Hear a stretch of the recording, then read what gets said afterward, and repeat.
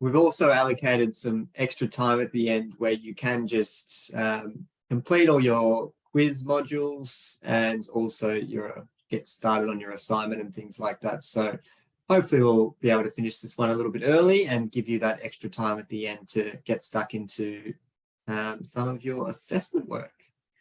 So I'll get started in the content that I've got to share with today. Here we go, and we're recording this one.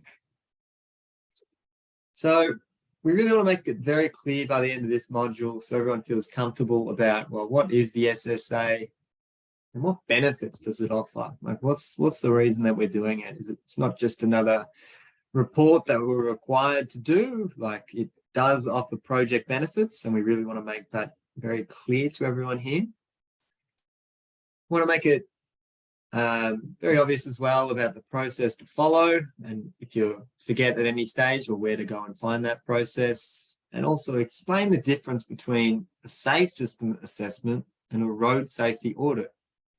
There's invariably a bit of an overlap between the two. They both are looking at road trauma risks or crash risks, and they both examine the level of risk associated with that particular risk. But they present it in a different way, and they also have different uses, I suppose you could say. They're applicable at different stages of a project's life. So really want to have a bit of a chat around that and how that can be applied to the projects that you're all working on. One thing to note is the SSAs do differ depending on what jurisdiction you are in. I might start with Victoria down the bottom here. So we have created our own Safe System Assessment Framework Guidelines document, which is available to download. There's also a template available on the VicRoads website to download. We've given a mandatory threshold when to complete these. You require what's referred to as a rapid SSA on projects kind of below the $2 million mark. There are exemptions, but generally, if it's capital projects within that $2 million range, a rapid SSA is required. And above that, a full SSA is required. I'll chat more about what the difference in those is in a second. South Australia has adopted the same approach as Victoria.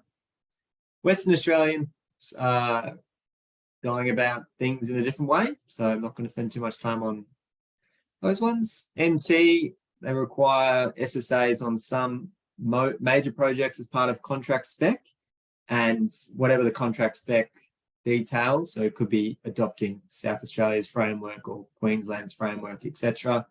There's no specific NT framework as yet. PMR, or up in Queensland, you've got your own unique way of doing SSAs. It's not publicly available either. So you have to ask your road safety branch to get access to the template. There's also an associated spreadsheet that is used to calculate crash risks.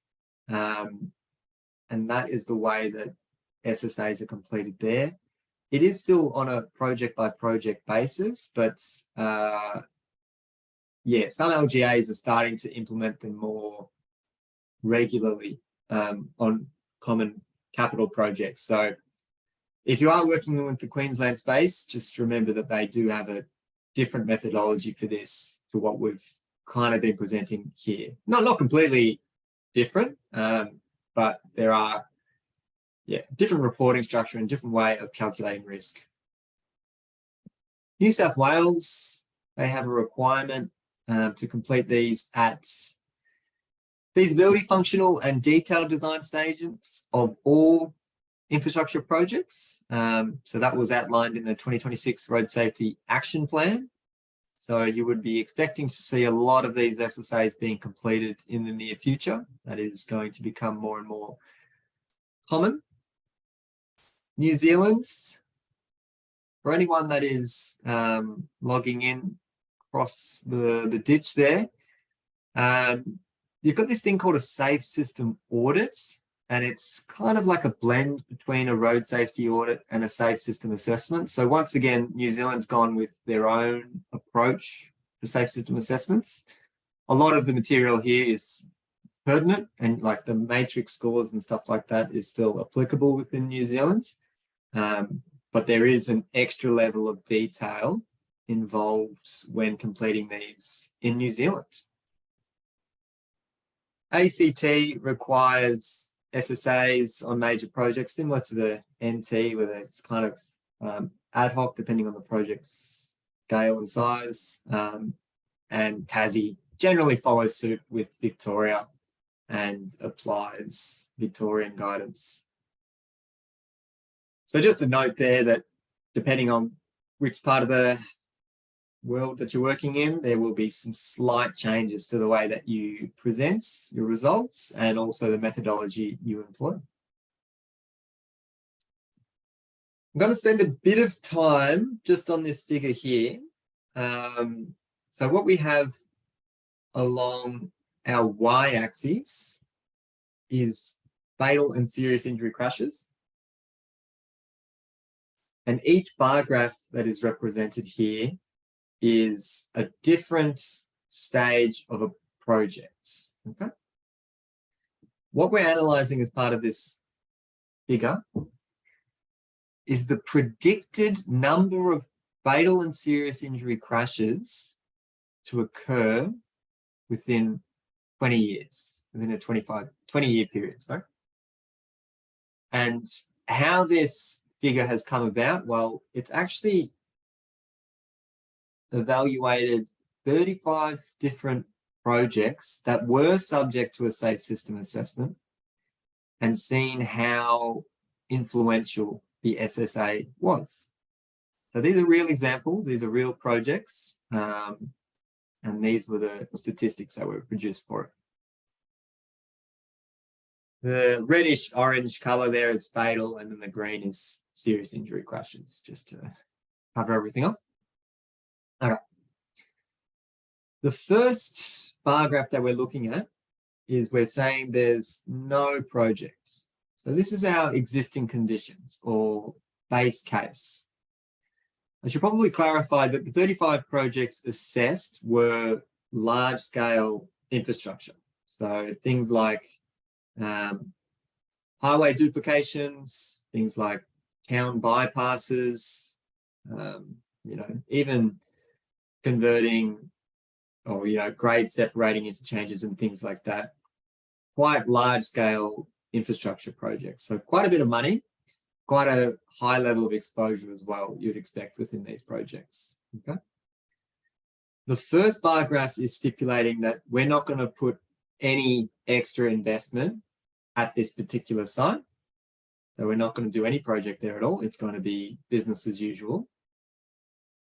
And based on that, we would expect within the 20-year period, about 8,000 fatal and serious injury crashes would occur across all of those 35 projects.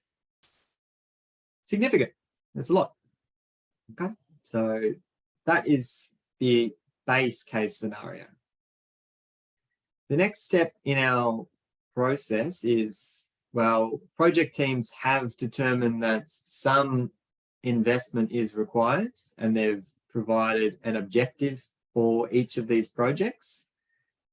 And they've gone to a design team and said, can you please achieve this objective? And the design team have then gone and drafted up some plans, and they've produced what we're just referring to in this figure as an original design.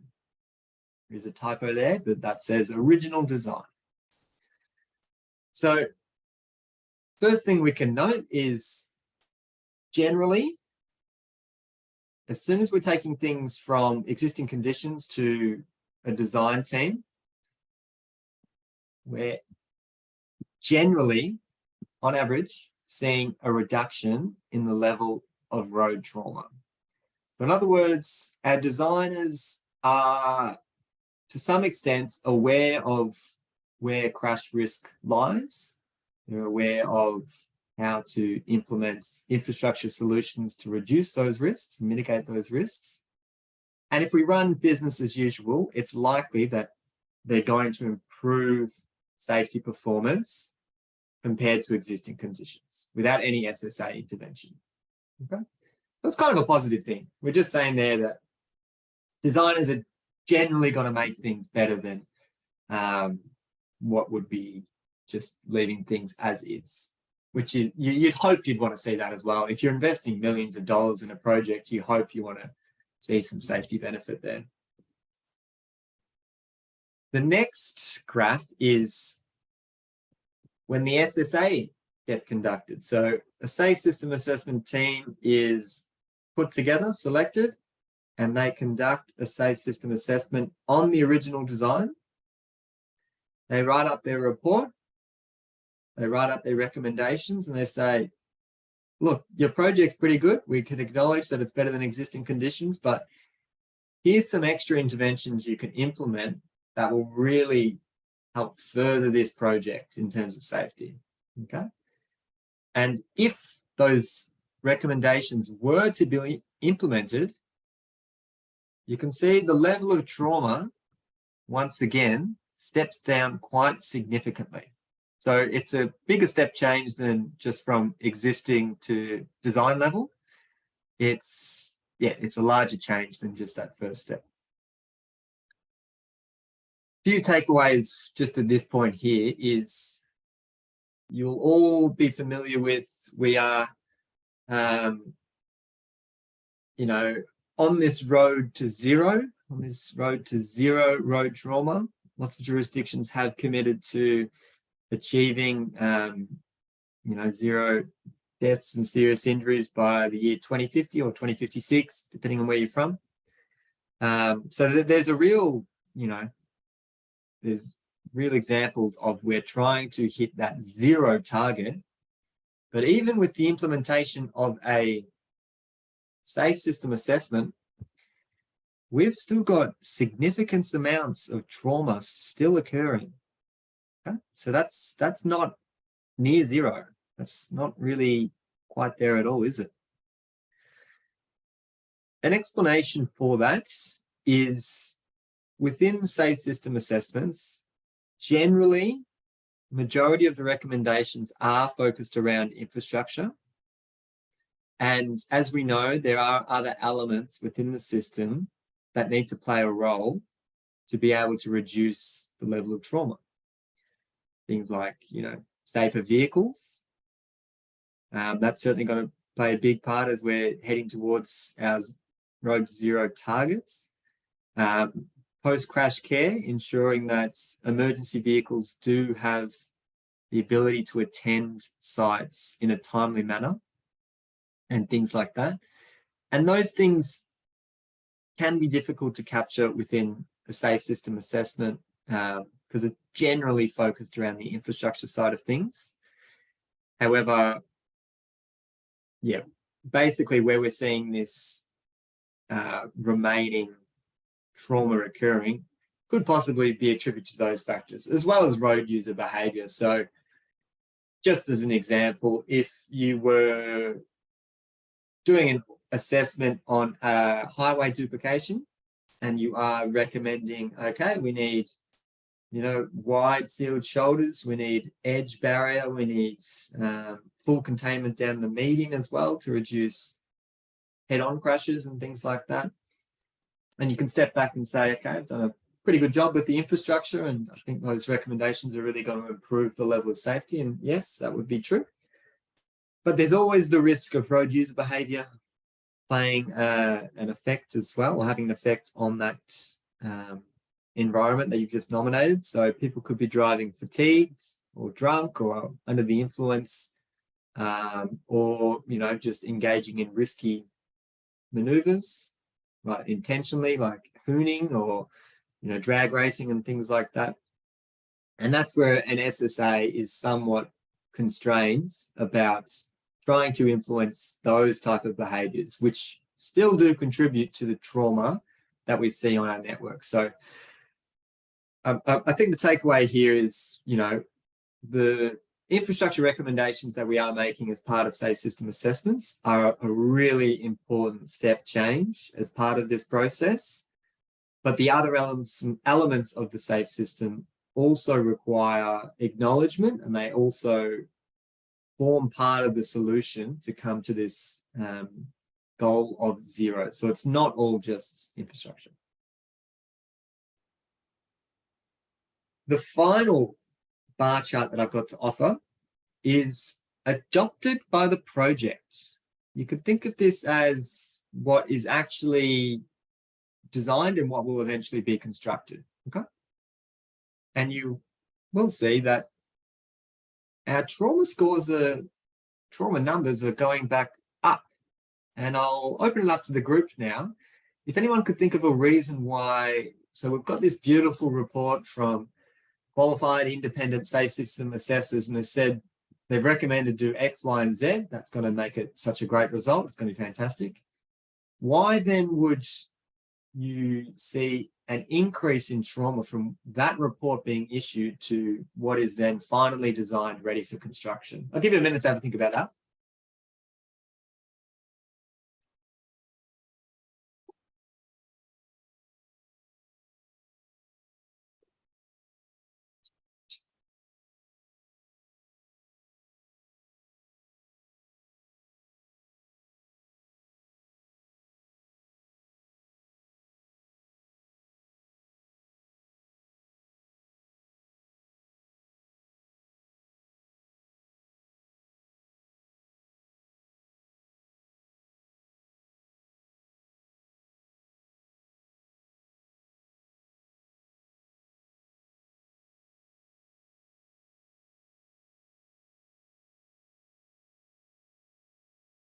All right, I can see lots of good answers coming through there, and I agree with everything that's coming through. I think the end of the day is an SSA, our one objective, our one focus is the safety focus, okay? The safety of road users within that area and how well the project's design aligns with safe system principles. So it's quite a blinkered view in some respects. Like that's what it's focused on. It is not constrained by budget. It's not constrained by environmental or cultural heritage, community sentiment, political sentiment. It doesn't have to really consider those things. It can consider them, sorry, but it's not constrained by them. So as everyone has pointed out, it would be possible within an SSA to recommend at this cross intersection between two arterial roads, let's grade separate, because that is incredibly effective at reducing the exposure between that cross movement. However, if you send that over to the project team, they'll be like, this is meant to be a $30 million project, not a $400 million project. I'm not going to be able to achieve that. And that's where you get this discrepancy, where what is being recommended in an SSA may not be feasible from a project team perspective.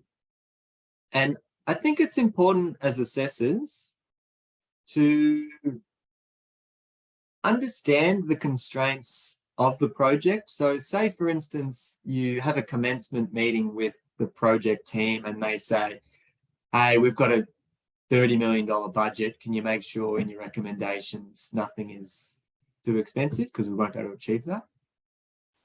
I think it's important to consider the project team's request, but at the same time, you're not binded to satisfy that. So if you as an assessor, as I said, we are focused on the safety lens. If you identify a treatment that you truly believe would offer the best safety benefit, you can still make that as a recommendation. You can add a caveat in there to say, we recognize that the project team has X, Y, Z constraints. However, we do acknowledge that this recommended treatment is a primary treatment, so it's going to virtually eliminate the risk of fatal and serious injuries, full stop. So you can kind of get away with we're trying to push industry more and more into accepting primary treatments. So that means, you know, we want to continually hammer home the importance of implementing these, as opposed to let's just forget about mentioning it because we know it's not going to be installed. So I suppose there's a bit of give and take there. I think the caveat is a good way to approach that, just to, you know, get your side across, to say, like, we're safety assessors, that's what we're focused on, so we're going to make mention of it, but acknowledge that there's other levers at play. So hopefully that gives you a bit of idea as to why we're seeing the change there. So yeah, an SSA, they have a raft of recommendations and perhaps not all of them are possible to implement, and that's where we're getting that change. Other of you may be interested as to how these predictions were calculated. So I was actually using IRAP or OSRAP.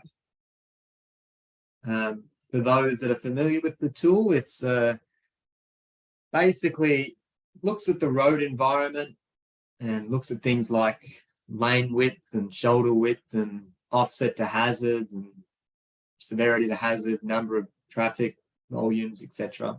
It's got about 72 metrics from memory, so there's lots of different things to analyze. And then based on all those metrics, produces a calculated risk score, which just says this environment has this risk score. That then gets coupled into these very convenient star rating systems. So a 1-star road would be very poorly aligned with safe system principles, whereas a 5-star road would be an excellent road environment for safety. So you probably may have heard those star rating systems before. Really, really useful tool if you are engaging with stakeholders or, you know, the community or even political members, just to be able to have a conversation about, we're investing $100 million here because it's a 3-star road and we want to bring it to 5 stars, and it's a bit more understandable than talking about FSI crashes and, yeah, even like safe system assessment scores. Sometimes that can be lost on people, but star rating system seems quite a good communication tool. Anyway, I digress.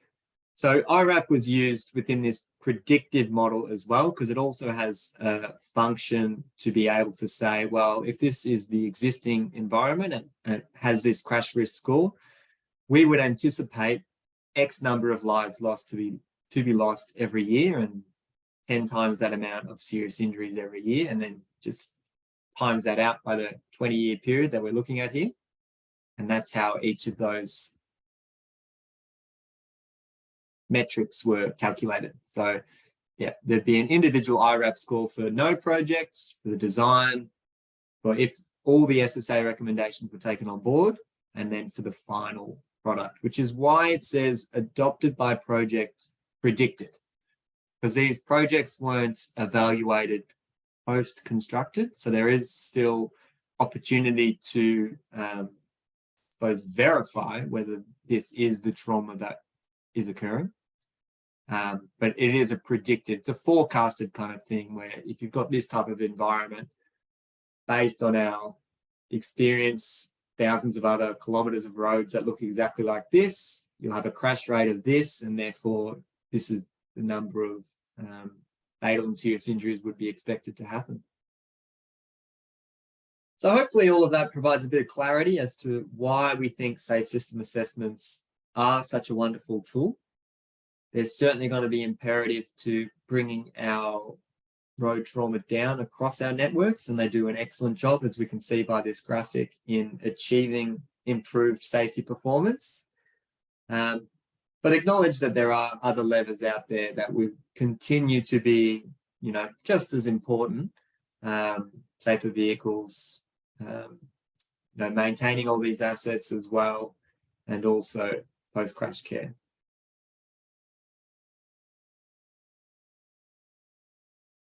Simply put, the benefits of a SSA is a way of determining how well a project proposal or a design aligns with safe system principles. So that's generally the easiest way to define it is just mark it up against safe system principles, okay? Because that's very much the point of it. It's a method that we use to compare design options. So we compare design options against each other as well as against an existing conditions or base case. Incredibly useful if you have got a site, say, just a T intersection, and you're looking at implementing signals there, signalizing the intersection, but you're also considering a roundabout, and you're not 100% sure what would be the best outcome, or maybe you've got an idea, but you want to quantify that. Safe system assessment is just exactly the tool you should be using for that. So a road safety audit could be used to pick up particulars of the design, but it's not really intended to use to compare different options, as opposed to an SSA, which is exactly what it's intended to do. It's meant to say, this is a better design in terms of safe system principles than this one. So it clearly articulates the performance of different design options.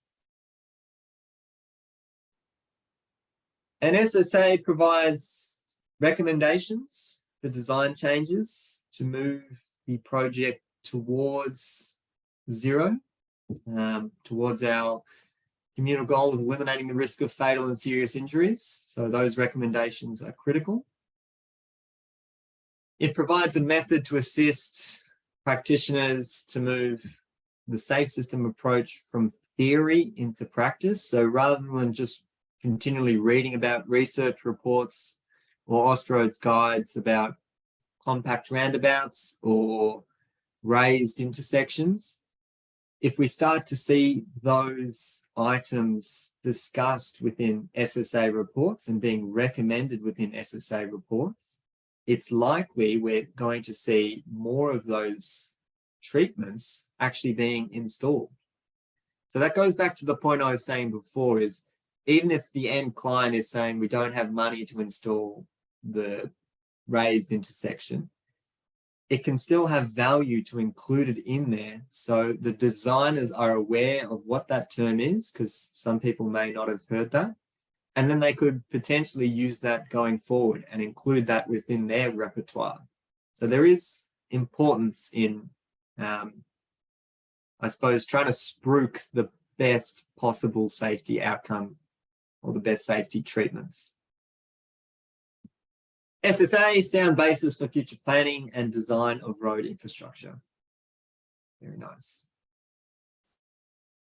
Okay, I'm going to get stuck into the process of an SSA, but I might just stop and check in with Kez to make sure I haven't missed anything.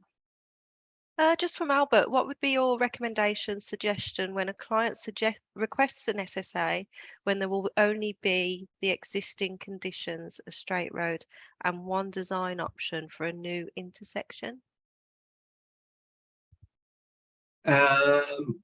So I would suggest an SSA could still be used there, even though there is just one design option. So you're not looking at alternatives. You could use it to indicate or justify the infrastructure investment, because hopefully you are seeing a reduction in the scoring, indicating improved alignment with safe system principles. So if the community come out and ask, well, how come you're spending $100 million here? You could say, well, we have conducted an independent safe system assessment, which acknowledged the existing conditions scores quite poorly in terms of safe system principles, which means, you know, there's a high risk of fatal and serious injury crashes occurring.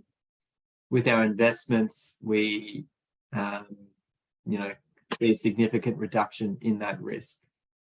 And you can even provide the report as evidence of achieving that. So I still do think there's validity in it just from a comms engagement perspective, but also importantly, there's likely recommendations that a safe system assessor can provide that could be incorporated in the design, even though there's only one design option, but could be incorporated in that design option to improve that project further. So you're getting additional information to help influence your project as you move forward. I think Alba's just put there, what if it's no intersection versus an intersection? Okay, so if you had a property development going on off an arterial road and you were doing an SSA of existing conditions, maybe I'll draw this out. So this could be our arterial road here, and at the moment there's nothing, and then the SSA includes access to this new property development. Yeah, okay. In your matrix, obviously one of the columns is intersection, which in the existing conditions would be 0, because there's 0 exposure, because there's no intersection. In your future state, there would be a degree of exposure, so you would have to counter that in. It would be possible that your future state has a higher score, but you would also have to think about, yeah, it's a really, really good question, actually. Can we give a prize out to this one? I think this has got me thinking. You'd have to think about, well, is there existing pedestrian demand here crossing? And presumably, currently, there's nothing there because there's no intersection. Okay, Albert telling me there's not. Well, that's interesting then. It is possible that your proposed design then produces a higher score than the existing conditions purely because you've added that intersection. So you've added conflict points. However, with that in mind, it is possible to say, well, because we've got this additional intersection, we're going to implement a reduced speed limit through here because we acknowledge that we've increased traffic volumes and turning movements through here. Decreasing the speed would likely have an improved effect on the safety performance. As I was saying before, if there was pedestrian demand here or cycling demands, presumably there was nothing before, perhaps the development is required to provide connections into other existing facilities. So this is quite a big hypothetical here, but I think it would be possible to say the introduction of an intersection where there was previously nothing could have an overall worse score, which may kind of ring alarm bells for some people. But I think it's important to contextualize why that has occurred. And it is purely because you've introduced conflict points. So your main, what you try to be doing as part of the SSA is, what am I going to do to mitigate the risks of conflicts at that intersection? Yeah, hopefully that's answered your question. Very good thinking, mate. There was just one other question as well. Is using safe system assessment more useful in train station designs as compared to road safety audits? And I think they've added there, for example, can SSA be applied for improving safety of pedestrians and vehicles accessing the proposed station? We will talk about when to use either the RSA or the SSA a little bit later. Generally, I'd say yes, the SSA could be used to perform that task, but it tends to have quite a high level review of the design. So it looks at, well, how will our pedestrians access, you know, the train station? Where's their path? Where's their desire lines? You know, are they having to interact with any traffic and things like that? Quite high level of trying to identify those paths and things like that and the risks associated. An RSA would be much more into the detail, presumably looking at, you know, widths of the path, looking at sightline restrictions that may be that may occur at those locations. I think they both kind of serve a purpose, and it would really depend on what stage of the design you're up to. If you were early stages of looking at a train station redevelopment, and you were looking at identifying where parts could be best placed, and you had a few different options in mind, I'd be going for the SSA. If you had basically worked out this is where the bus bays are, this is where the kiss and go is, or kiss and ride, this is where the footpaths are for pedestrian and cyclist connectivity, this is where the bike hoops are. It's past functional design, it's into detailed design territory, I'd be going for an RSA, because it's unlikely an SSA could provide recommendations that would have the ability to influence the design to change. Hey, we don't need the path over there, we need to move it over here. It's likely by that stage, that type of change would be very difficult. Good question. Oh, it's right on the next slide. I should have just gone over to this slide, but this is basically what I was just mentioning there. A safe system assessment on the left-hand side is generally most effective early on in the design process. So the thickness of those arrows indicates how effective it is. Okay. The reason, as I said, that we're really encouraging SSAs early on is because SSAs really, they tend to have recommendations that can completely change the configuration of a project. As an example, it could be, now I'll stick with the train station example. For an SSA, you could say the path that is currently being recommended means pedestrians are crossing in front of buses, and their desire lines are off means crossing over a 6-lane arterial road, which is just terribly aligned with safe system principles. So we really strongly recommend implementing a pedestrian overpass or a tunnel into the train station, something like that. It's much more likely for that to get the go-ahead in the concept draft stage than once things are already down on paper and starting to get, starting to get a bit more flesh on them. And even at that stage, it's still, you can understand why suggesting things like a tunnel or a pedestrian bridge may be difficult to justify.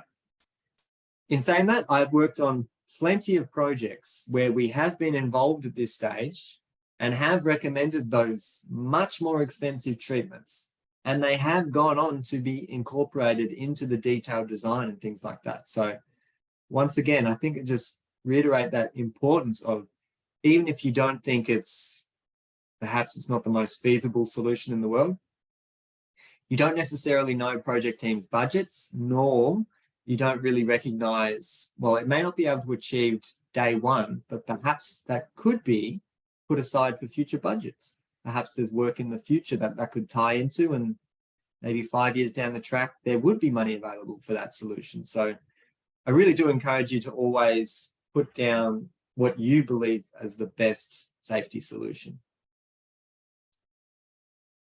Comparatively, a road safety audit generally has more function and weight in further parts of the project. So detailed design is an excellent example of where an RSA is incredibly effective, as well as, getting out there when it's being opened up to traffic, post-construction audit, even temporary traffic audits, things like that. Yeah. So hopefully this gives you a bit of an insight as to when you would do one or the other. SSA is much more effective at the start of a project. And going back to the New Zealand example that I was talking about before, your framework combines these two. So you can kind of do an SSA, and it's referred to as a safe system audit in New Zealand. You can kind of do an SSA at any stage because you've got both the matrix and audit findings associated with, which would be important at any stage of this procedure. So yeah, just as a heads up. Just want to clarify, I suppose, some of the differences and similarities between the road safety audits and safe system assessments. So both of them identify issues that impact the likelihood of crashes. So the likelihood. In terms of the severity of crashes, generally the safe system assessment does a better job of it, because within your matrix that you have to complete, you have to actually apply a score saying this is the severity of the crash that I'm worried about. So it's very well articulated. This has got to sometimes, I've got to say, with the update to the Guide to Road Safety, implementing road safety audits last year, that sometimes is much, much better. So it's much clearer, the severity impacts of crashes within road safety audits. So that one has changed a little bit. The exposure, so that's the third metric that we use. Within SSAs, absolutely. It's its own separate metric, okay? Within a road safety audit, it's not. Within a road safety audit, it is likelihood times severity. So it's only those two metrics. Exposure is kind of fed into the likelihood category. Whereas for a safe system assessment, it's its own separate factor. So a road safety audit doesn't really achieve that as well. Both of them provide recommendations. Both of them consider all road users. This one's an interesting one. Focuses on fatal and serious injuries only. So that is an SSA. The safe system framework is all about reducing fatal and serious injuries. It's not focused on other injuries or, minor property damage and things like that. A road safety audit would consider these things.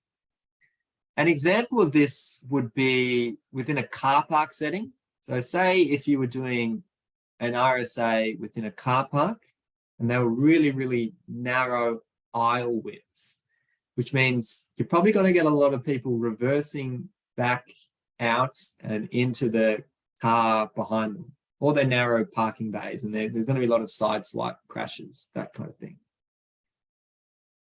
Those crashes result in no harm to the user, but they do have property damage associated with them. Within the road safety audit risk framework, there is a category for property damage. And if this were to occur, predicted to be occurring frequently, that may come out as a high risk. Okay, so it's possible you get a report, a road safety audit report, which has a high risk, which is not associated with fatal or serious injury. The safe system assessment wouldn't even consider those property damages because it's not part of the scope of an SSA. It's purely FSI crashes. So there may not be any mention at all to those type of minor crashes. And that one just clarifies what I was saying above. The road safety audit focuses on all crash types. Investigation of safer vehicles, safer people, maintenance, post-crash care, all of those are done within an SSA, but not necessarily a road safety audit. And it's achieved within the SSA through the use of prompts. So safe system assessors are required to answer these prompts, which will, help to contextualize safer vehicles, safer people issues, those risks and how they could be mitigated. It's not a requirement with the road safety audit process.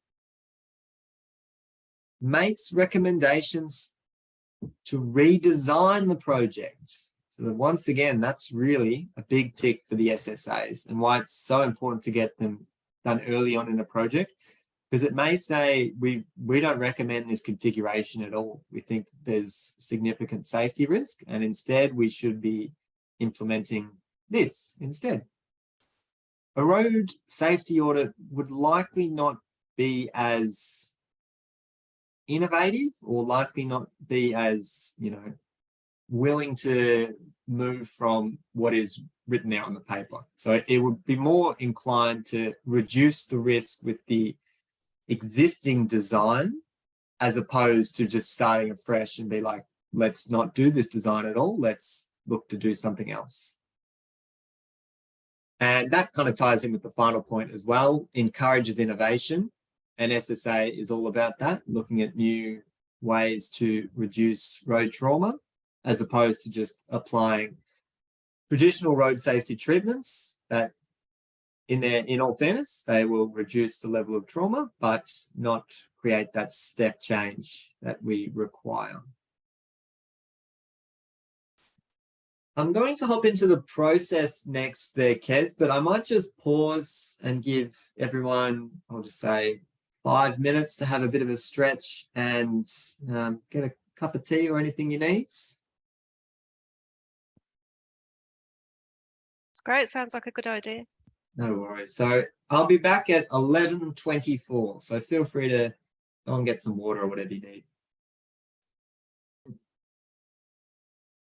Thank you, Kez. I'll get stuck into the process of completing an SSA.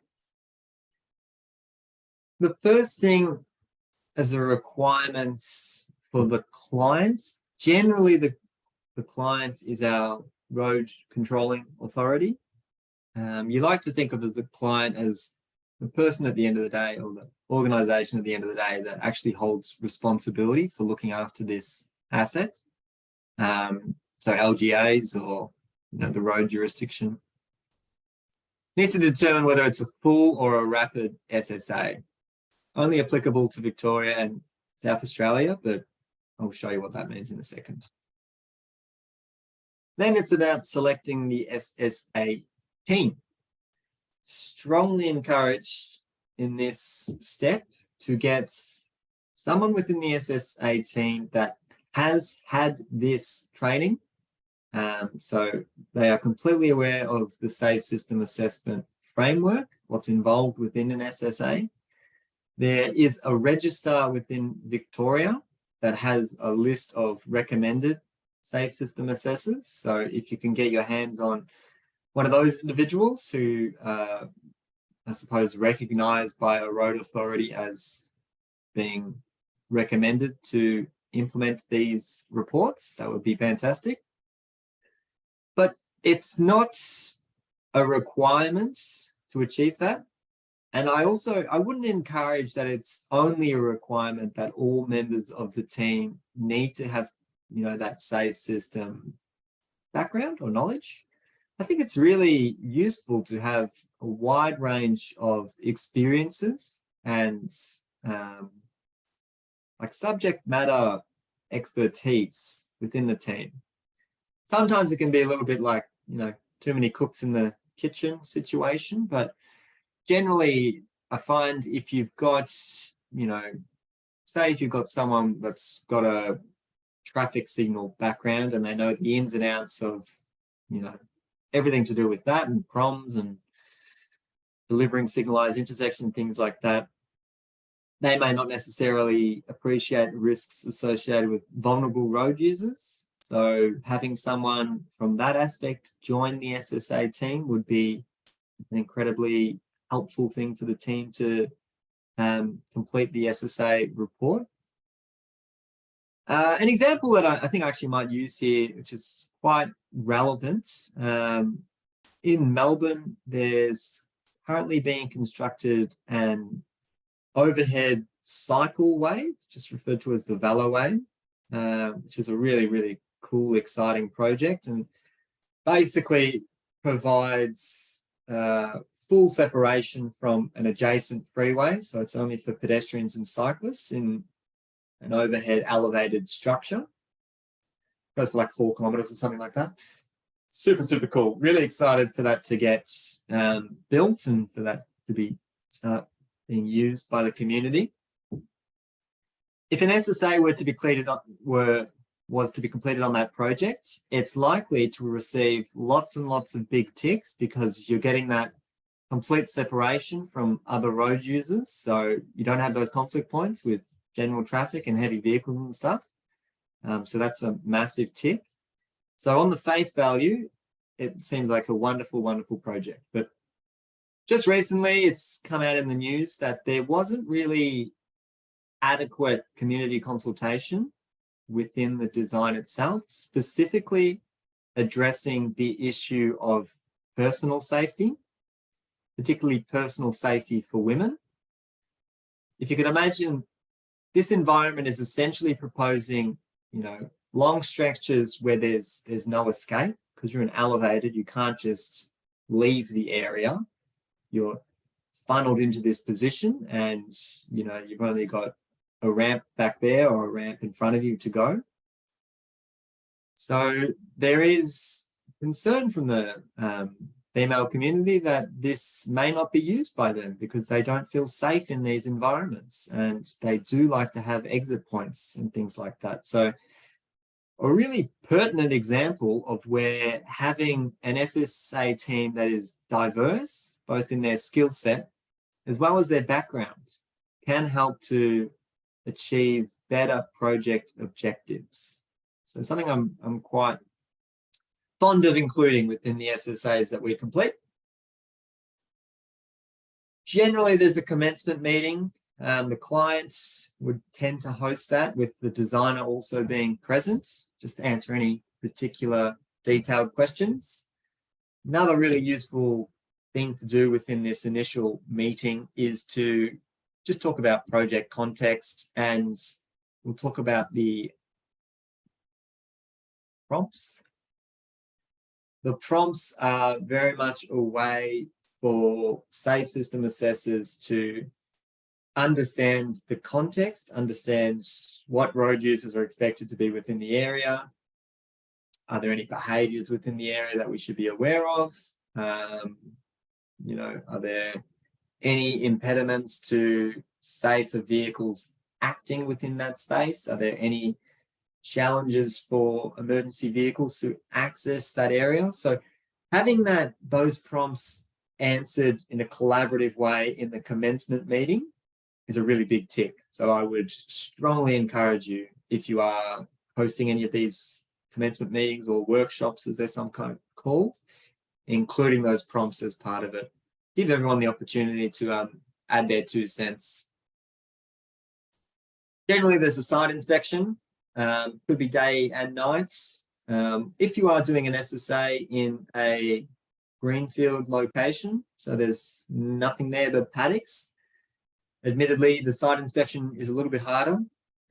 My boss, Ken, would probably be out there in big boots and walking the whole length, but I'm more scared of snakes than him. So I would probably just look at the main crossover points and try to understand the general alignment and terrain and how things are working within those areas. But if you did have easy access, then by all means, get your boots on.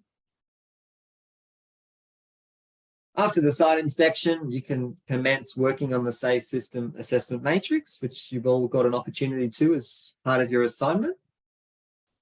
Consider other safe system elements. Once again, this one is catered for through the use of the prompts. So those prompts that I was talking about before, if we're defining them within the concept meeting, that's where they can then tie into this part of the process, which will just form part of the report. Identify treatments to improve safe system alignment. So those are our primary recommendations or supporting recommendations. Have your own section where those parts of the report are clearly identified, and yeah, definitely categorizing them into the primary or the supporting. Just to reiterate the importance of the primary, as we know the definition, they virtually eliminate the risk of fatal and serious injury, which is just an amazing achievement. So if we are able to implement primary, that's the one we should be prioritizing. So it's really important to categorize those. Writing up the SSA report, I suppose we're just clarifying that the SSA is not just the matrix. We don't want to just see matrices and that's it. It is a formal document that should, have all the relevant headings, that should identify opportunities for improvement, should contextualize the area, should have site photos, things like that. So it should be a formal report. Here's a good one. This one goes back to the clients.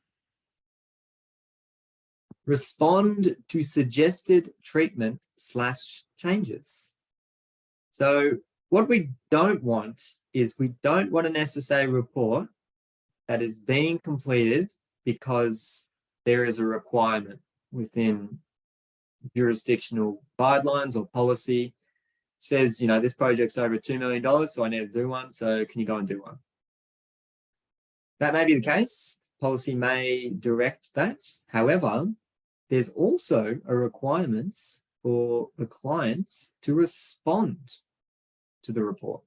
Specifically, to take note of the recommendations. So if the client is not going ahead with any of the recommendations from the Safe System Assessment, they're required to justify it, which I think is remarkable. I think that's fantastic. It really adds that level of accountability. It's not just a document that can be completed and then filed away and shoved in a drawer somewhere. It's about acknowledging that, okay, we are trying to implement a system. We all have our own road user expectations, but we all also have a role to play in fixing this system. And as part of that is, acknowledging when people come along with some good ideas to help mitigate the risks associated with road trauma. Well, what are we doing as a project to doing all we can to implement them? So it's by no means a point in the report where clients are forced to, approve all the treatments and be like, this is what they said, so this is all we have to do. As we've touched on before, there are other objectives of projects, and there are other things, other constraining factors that need to be accommodated. And this is an area of the report where those additional factors can be noted. Okay, so this is basically how you can close out treatments that may not be feasible. Really, really important. That then feeds on to the next stage with if the recommendations are being agreed or they're approved, then obviously implementing them in future designs, and incorporated as accepted treatments. There could be another final one here, which would be like a lessons learned or sharing this process with others within the industry, because it's incredibly common to work within your own project and then focus on the delivery of that, as opposed to, touching base with other colleagues who may be in a similar experience and maybe also under this process, not 100% sure what the SSA is or why I need to do it and things like that. So just being able to share your own experience with your colleagues, I think is just a good way to go about these things. So it could be informal, it could be through LinkedIn, it could be just having a chat with the coffee machine. But yeah, I think it's important because they're only going to become more and more relevant in our industry. So the more people we can get on board with understanding the terminology and I suppose their benefits, the better for all of us. As I did touch on, if you are interested in becoming a kind of a recommended Safe System Assessor, Victoria is the only jurisdiction I'm aware of, I could be wrong, that has a Safe System recommended list of assessors. So if you type in VicRoads Safe System Engineering, you can download templates for the rapid SSA and for the full SSA. That's most really going to be a benefit for people in SA or people in Tassie or Northern Territory, if you're using our guidelines. New South Wales has their own, and TMR Queensland has their own as well. But if you hop onto that website there, you'll get to this link which has VicRoads Register of Recommended Safe System Assessors. There is no requisite for the person to be based in Victoria. So if you are in New Zealand and would like to be acknowledged by Victoria that you are a recommended safe system assessor, you by all means can apply. What they require is they require evidence of you having completed a safe system assessment. Unfortunately, the assignment we've given you would not be considered an example, purely because we've moved things around and, you know, filled in things for you, and also provided a design which is, you know, hypothetical. So it's not quite applying a safe system assessment to the real world. So once you do get an opportunity, though, to take part in a safe system assessment, you can send an email, safesystemengineering@rhodes.vic.gov.au. They'll review that. They also ask some questions, I believe, just about your knowledge of safe system principles and things like that. And yeah, then they pop you on the list, and the list just keeps periodically getting bigger and bigger and bigger. That's my name down there. So as I said before, if you are involved in this, you've never undertaken an SSA, this would be a really good starting point if you could try and get you know, one of these assessors to help you with your first SSA, just to provide that experience. But then once you feel comfortable or you're on the list yourself, you're welcome to run these SSAs. Oh no, I was wrong. Sorry, there is a South Australia Safe System Assessment assessors as well. So you can write to Natasha Stone to try and get your name on that list as well. So the difference between the rapid and the full SSA, the way that it's done in Victoria and South Australia is just using dollars as a yardstick to determine whether a full or a rapid should be done. Less than 2 million, and it's been determined that a safe system assessment is required, then you'd go for a rapid. Anything above that, you go for full. It gets surprisingly complicated, but if you're ever tossing up between a rapid and a full, it's not like it's a significant expense to upgrade to a full. Actually, I'll just go to the next slide. So the full, the difference between the two is the rapid may not necessarily include a site inspection. It may not necessarily include a commencement meeting. So it could just be a desktop study, basically. So, and in terms of like work scope, I would see a full, that's obviously, just say that's 100% of the work. This one would be about 80%. There's still significant work involved in a rapid SSA. So if you are ever tossing up which one to do, I'd lean more towards a full, just as the name suggests, it's just more comprehensive and likely, and just in case anyone ever questions as to why rapid wasn't done, like there'd be guidelines to, you know, that would, losing track of my words. There's guidelines that could help you inform your decision, which was mentioned back here. But if the community were ever like, well, why don't you do a full? And sometimes it's just easier just to do it.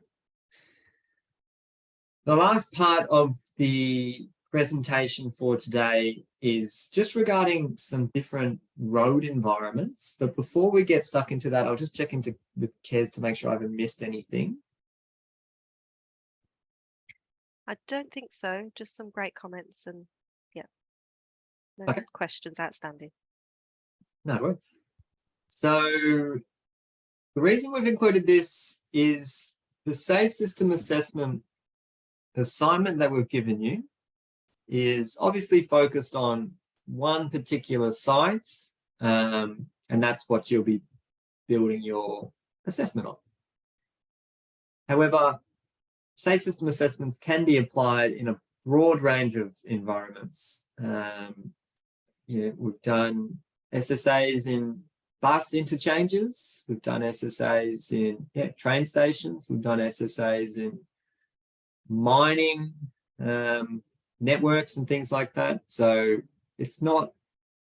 they're highly applicable to a lot of different areas.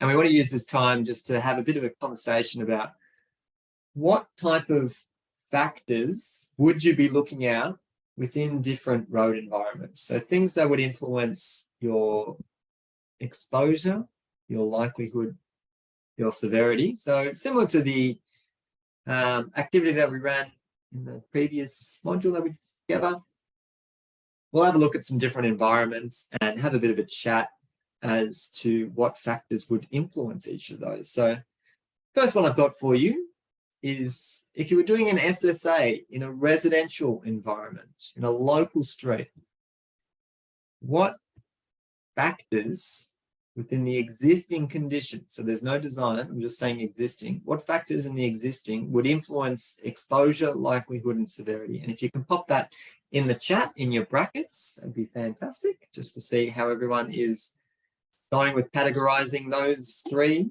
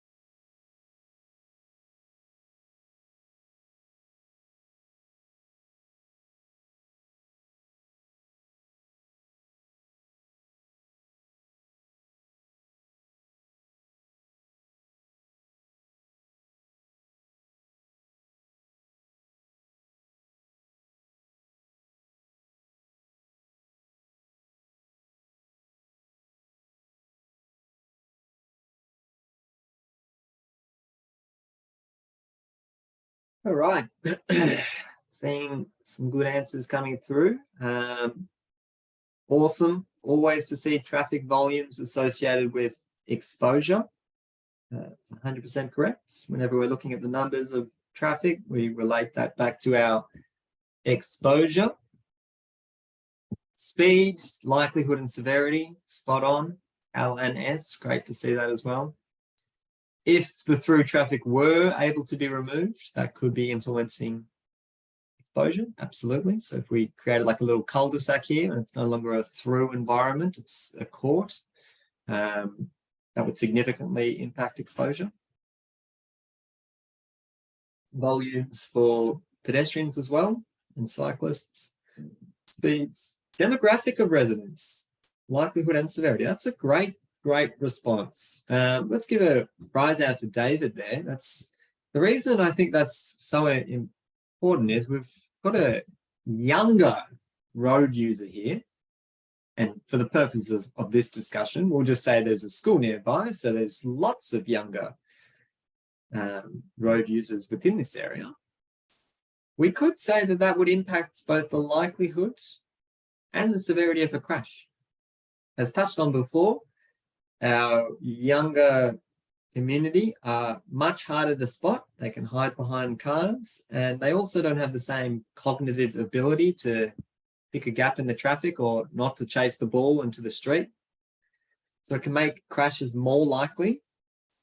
And if the crash with the younger person were to occur, it would also be more severe because of their growing body. So really good point there. Speed, seeing lots of speed now, which is awesome. Street lighting relating to the likelihood, absolutely.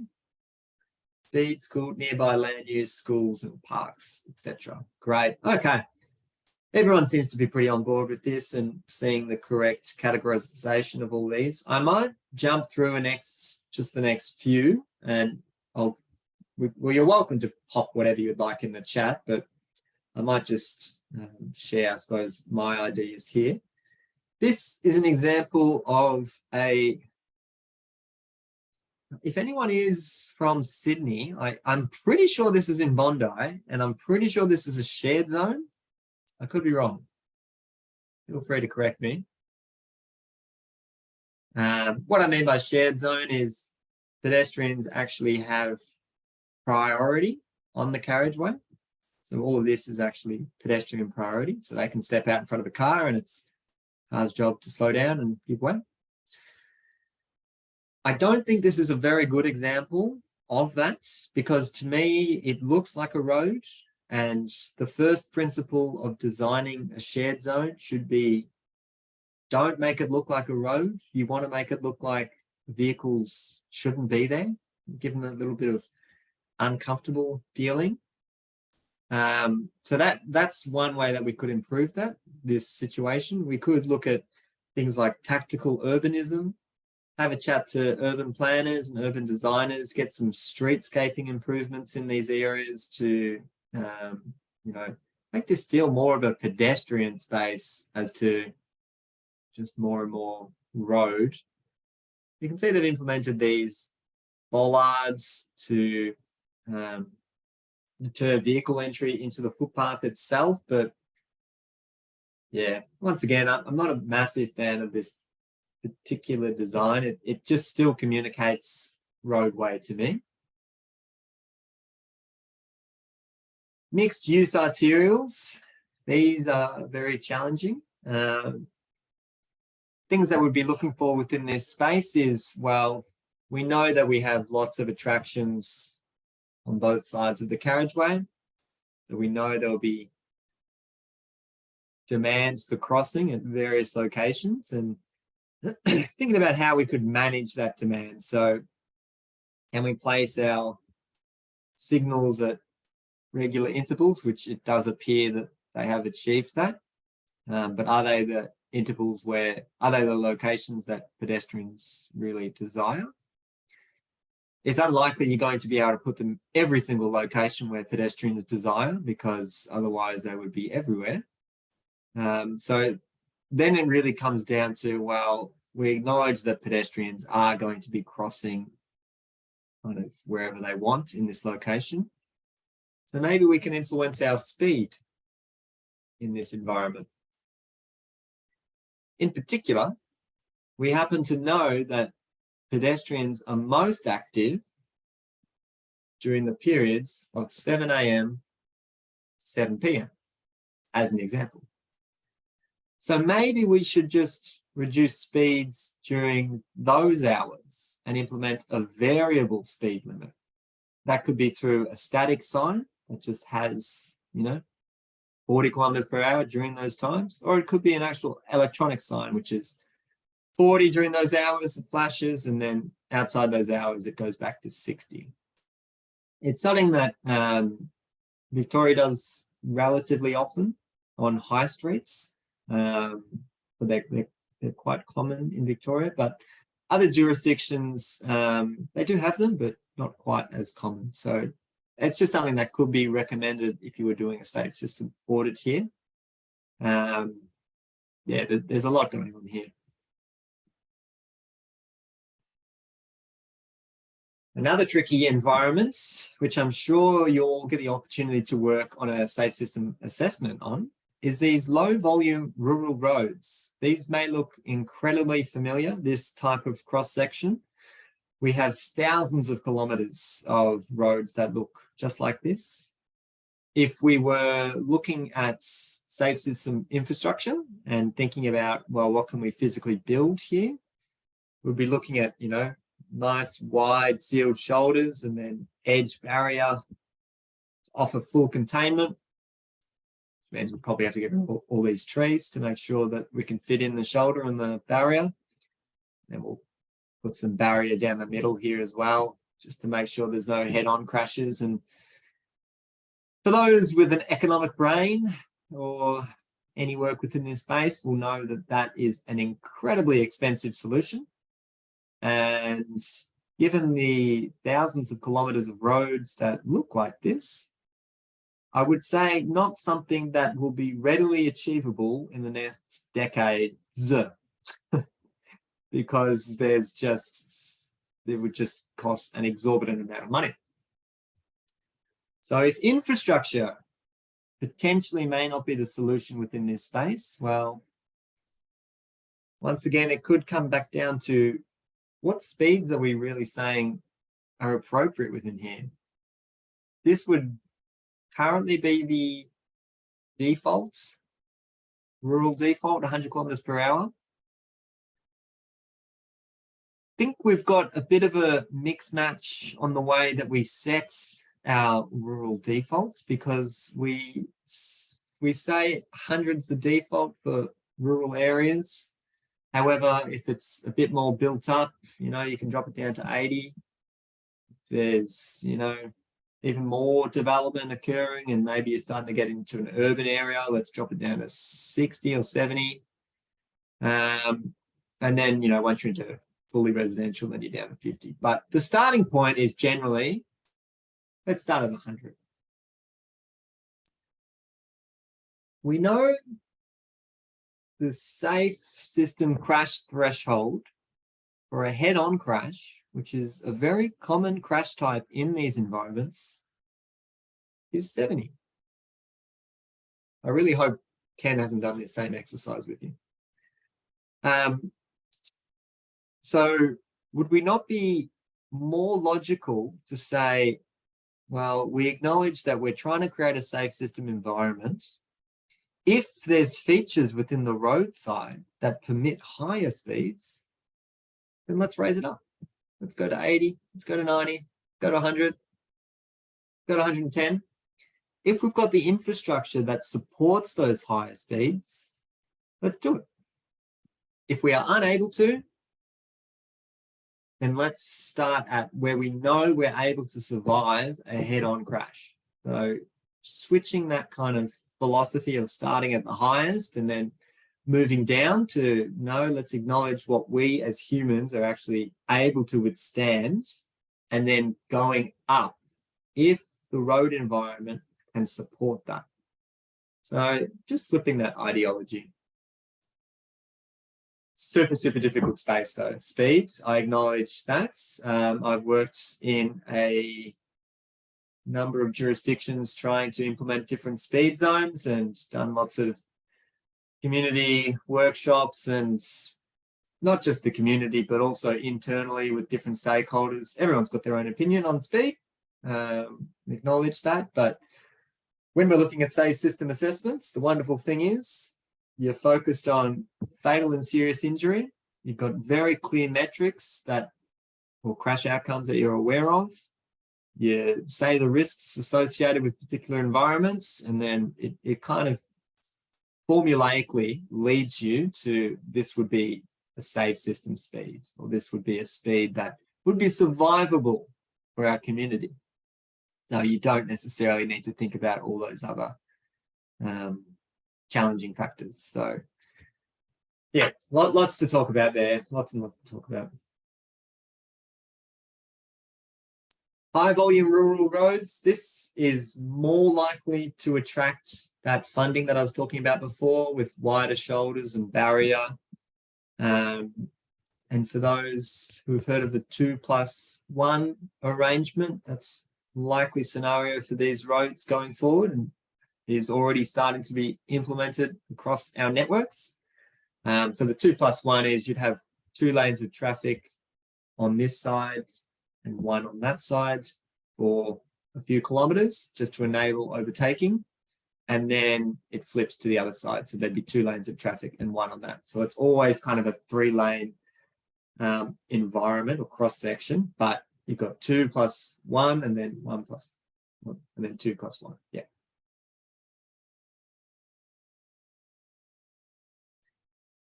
High and low volume rural road intersections. So in this instance, I'll just say the high volume road is our north-south, or going up and down the screen there. And the lower order road is obviously just through here. Now, unlikely you'll get the money here for, you know, grade separation or compact roundabouts or anything like that. So another solution here is our SRAS sites, side road activated speeds. The other terminology is RIALs, rural intersection advanced warning sign. Another one is VAS, vehicle activated sign.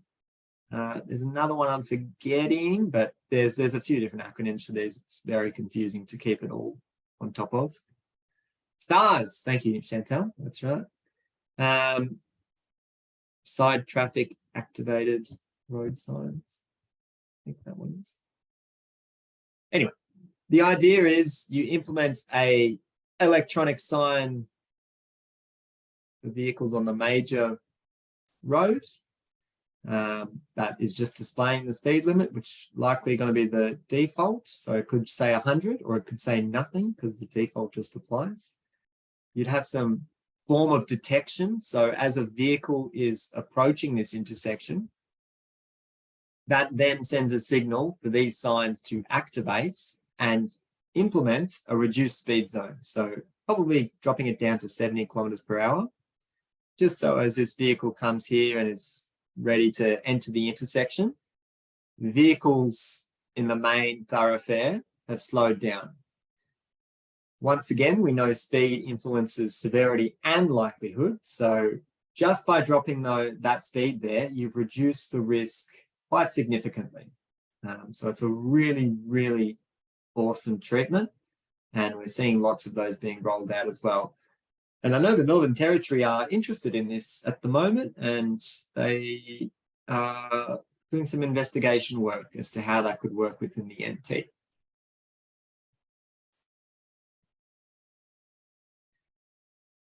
High volume outer arterial roads. This one is 80 kilometers per hour. One thing that sticks out to me immediately is an on-road bicycle lane within this high speed is not at all aligned well with safe system principles. So we're able to provide something off-road to get cyclists fully separated from vehicles. That would be certainly a very prominent recommendation that we could be making. The other thing of note within these environments, you know, similar to what we've seen with the high streets, is providing connection for pedestrians crossing the road. So, for instance, I can see a bus stop here and one over here. Whenever you've got bus stops, you can generally expect that people want to cross exactly where the bus stop is to access it. And they've put pedestrian fencing here to obviously deter that. But it's still incredibly likely that pedestrians are using, you know, the shortest way possible to get across there, which means they could be entering the U-turn lane. So maybe one of the recommendations is, well, can we move the bus stops closer to the signalized intersection so at least pedestrians have a signalized crossing point so they can push the button and they can get a green phase to cross, because that would be at least safer than crossing in an uncontrolled manner. So it's not always about, you know, achieving the optimum solution. Sometimes you have to acknowledge that there are these difficult environments where you can just aim to get a little step towards something better.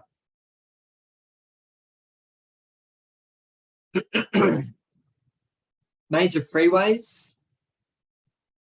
If I was doing a safe system assessment within this environment, one of the, I mean, there's many different factors I could pick here, but probably the one I'll focus on for today is how emergency services would be able to safely access sites. You may notice that there's no actual shoulder or emergency stopping lane.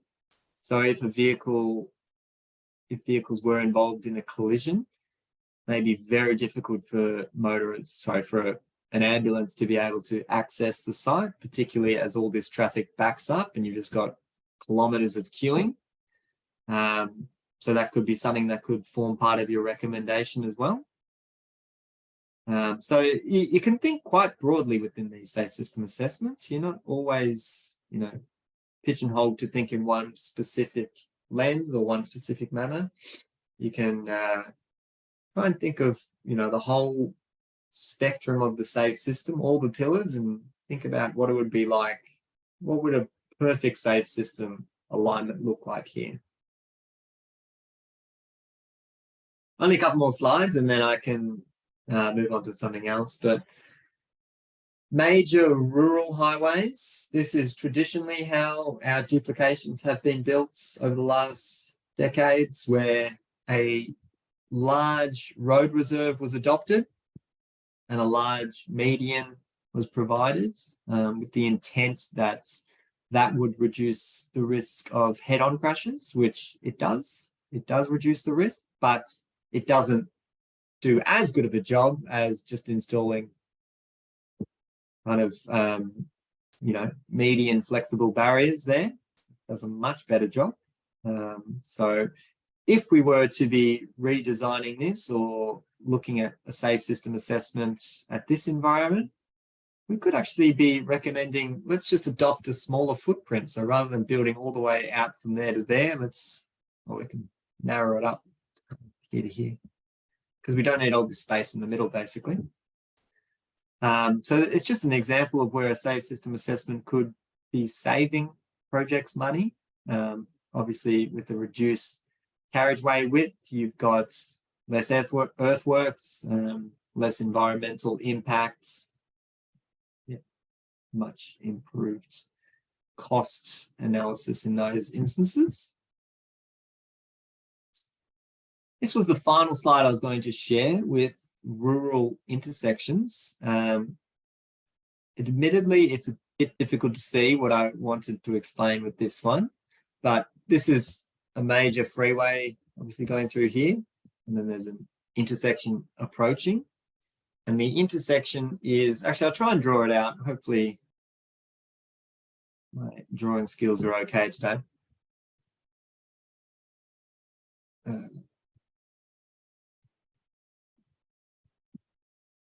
So the major freeway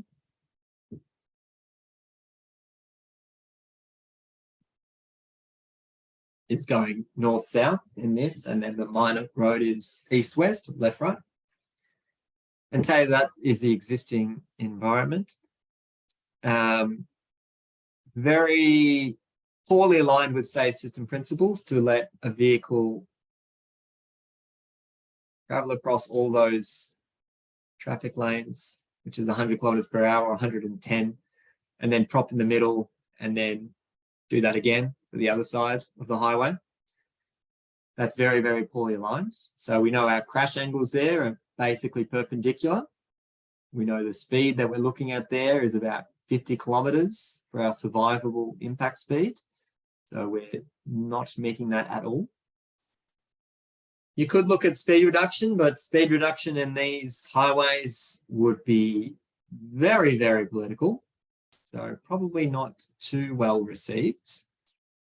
Another option we could look at is, oh no.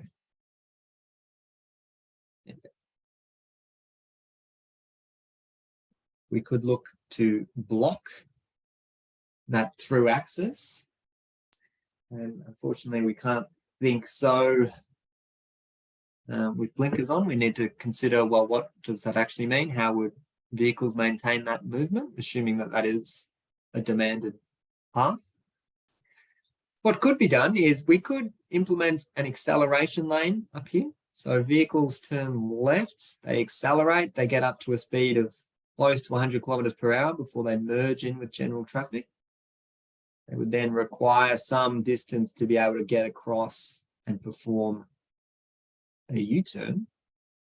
And it would be a similar situation where you could provide an acceleration lane through there as well before entering the traffic lane, and then turning left into your rural minor local road. Yes, that is circuitous. Yes, that's going to add length to this person's journey. But the exposure, so in terms of the volumes of traffic performing this, is likely very, very low. And the risk of a fatal or serious injury occurring there, given the speeds and the crash angles, are very, very high. So it's a pretty reasonable thing to be suggesting or investigating as part of a design if you were assessing within this environment. Before I hop into the LMS, Kez, are there any questions that I may have missed? Anything that participants have asked? I'm not sure if you've covered it. Did the street lighting, how much street lighting is needed for safe system at a major intersection? So high volume vehicles. Yeah, right. So because the safe system assessments are much higher level, it wouldn't get into the detail of how many luminaires you need to provide. That detail would be picked up at RSAs and detailed design stage audits. So a safe system assessment could provide a recommendation, which would be consider, providing street lights that completely illuminate the area in accordance with AS 1172. No, it's not right. Whichever Australian standard it is. And Chantel was just asking, what are your thoughts on a seagull at this site? Or a site like this? So a seagull would have the risk. I'll get rid of some of my drawings. So all this is gone.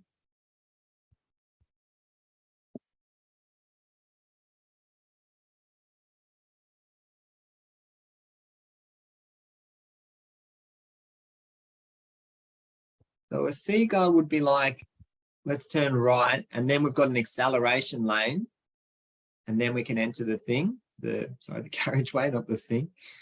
So we've got the acceleration lane here, which is a big tick, but we're still exposing right turning traffic to that conflict there.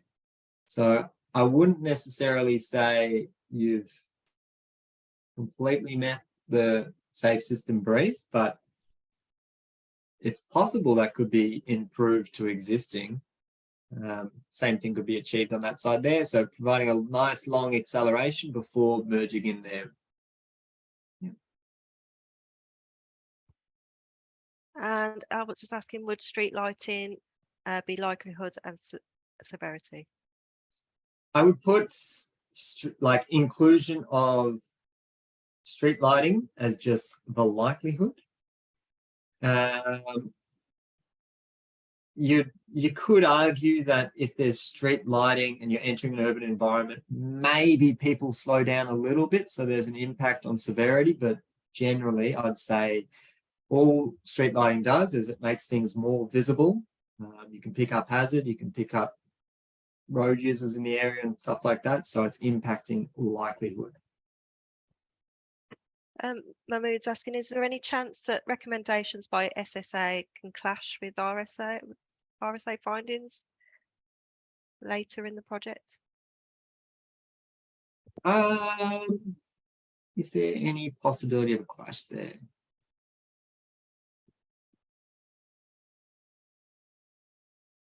It could be possible. I'm just thinking, I'll just stick to this example here. So we've got this seagull that we're saying we're going to recommend at this site. And being the SSA, and it's very high level, and it doesn't look into the detail, road safety audit at a later design stage, say they've actually drafted up what a seagull would look like, would be like, hang on, it's impossible for me to get an adequate acceleration lane. There's just not the space available. It's meant to be 1 kilometer. I can only do 300 meters. So I'm not getting speeds up to 100 kilometers. I'm getting them up to 30 before they're forced to merge in with traffic. So that would be an instance where the safe system assessment has said, this is what we recommend, but acknowledge that we don't know the actual, what the final design of that could look like. Whereas if you did a detailed design, RSA would say, that is a crazy risk. You can't be doing that. Pretty valid question. I think Anything else, that's great. guys? No, Sarah was wondering what a seagull was, and so was I.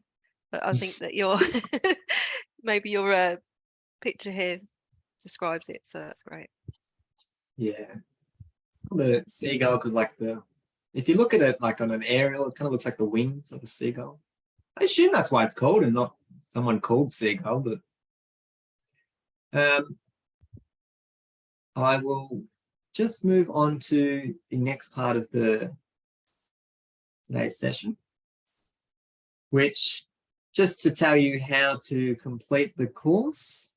So at the bottom of the LMS, there is this section which is feedback and certificates.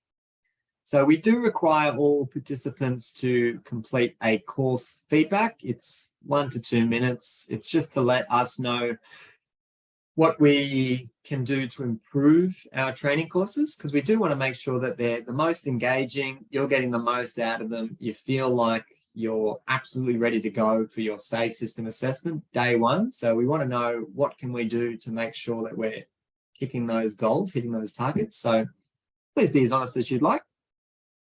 It is a requirement in order to complete the course to do that. Once you've completed that, you've completed all your quizzes, you've completed your assignment, and the assignment has been marked. So it requires us to mark it as well. Then this SSA certificate link will become available, and you can click on it and it will take you to your certificate, which will just be a PDF to say that you've completed this course. You can then upload that into either the South Australian recommended assessors or the Victorian recommended assessors to get onto those lists if you're interested. We will also post you out a hard copy certificate as well.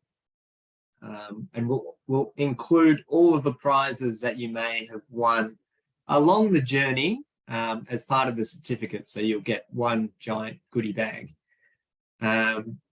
Yeah, so hopefully that's explained all the logistic issues. Is there anything I may have missed there, Kez? I don't think so. I think just to reiterate, if you need any help or any questions, to get in touch through the training inbox. One of us will get back to you. Fantastic. Well, we have, as mentioned, allocated a little bit of extra time at the end just for you to get stuck into those quizzes or the assessment tasks. So feel free to use this time now.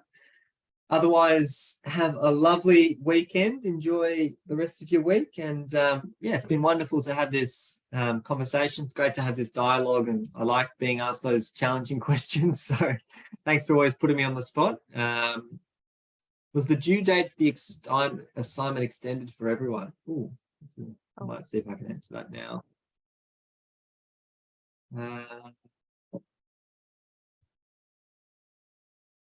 I've got it. No, actually, I don't have the link to it.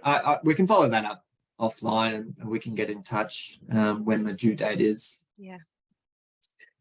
But yeah, thanks everyone. Thanks for attending. Feel free to reach out if you run into any trouble. Enjoy your day. Thanks, guys. Bye. Bye.